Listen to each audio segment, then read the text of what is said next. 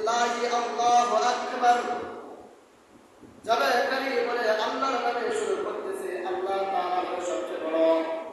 এই নামটি বলতে হবে গরু জবাই করার সময়, যদি উট জবাই করার সময়, মহিষ জবাই করার সময়, ছাগল দ্বারা আল্লাহ জবাই করার সময় যদি এই নাম ছাড়া অন্য কোনো নাম উচ্চারণ করে তাহলে তার কুরবানি হবে না। এই জন্য কুরবানি হবে আল্লাহর জন্য।